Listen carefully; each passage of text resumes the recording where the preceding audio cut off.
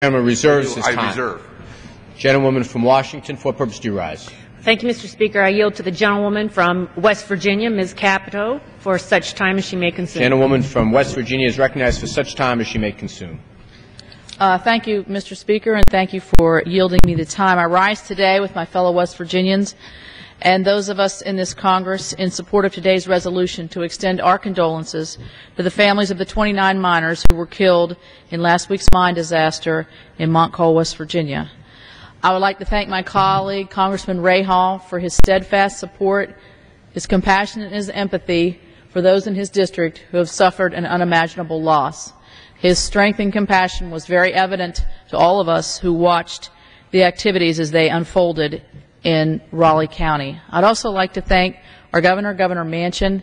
He was a stalwart comforter-in-chief to many of us because, as my fellow colleagues from West Virginia had said, if one West Virginian suffers, we all suffer. I would also like to thank the outstanding efforts of the mine rescue teams and the many volunteers who have supported their support and prayers. The accident that occurred at Performance Coal Company's Upper Big Branch mine has taken an immense toll on all West Virginians and left a community shattered, very sad and very shaken. After 6 days for waiting for any news, rescue workers located the 4 missing miners and found no survivors. While we were all hoping for a miracle, unfortunately we were left with a sad conclusion. Too many families have suffered the tragic loss of losing a loved one in a mine disaster. Last week's explosion was the worst mining disaster in an American mine in 40 years, and the 3rd major mining disaster in West Virginia in the last 4 years. An explosion at the Sago mine in my district on January 2, 2006, trapped 13 miners for nearly 2 days. By the grace of God, 1 miner survived. We cannot forget the grief and suffering of the families, friends, and co-workers of all the miners who have died.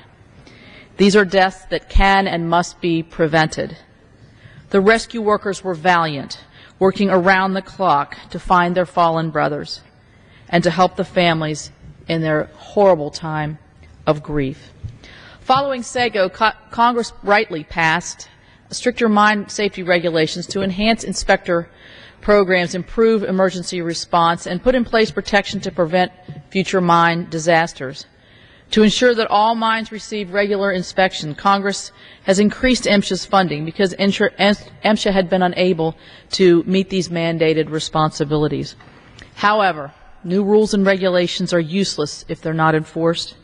The coal companies must be vigilant and must follow the rules in every case. No excuses. Keeping our miners safe requires a collaborative approach between the regulators and the mining industry. Both must expand their health and safety programs to prevent hazards from starting in the first place. Otherwise, reforms Congress clearly intended to address with the passage of the Miner Act will be rendered meaningless. Congress has a very important oversight role in scrutinizing issues that lead to this disaster.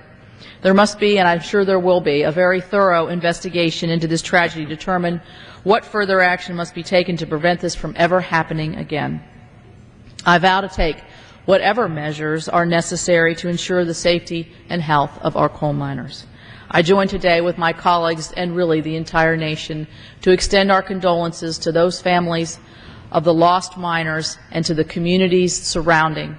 This is a devastating loss for all of us, and the warmth and prayers that have been sent to those of us living in West Virginia, and particularly in the Montcalm area, are welcome and well received. And I join my colleagues, and I ask my colleagues to join me in passing this resolution. Time, gentlelady.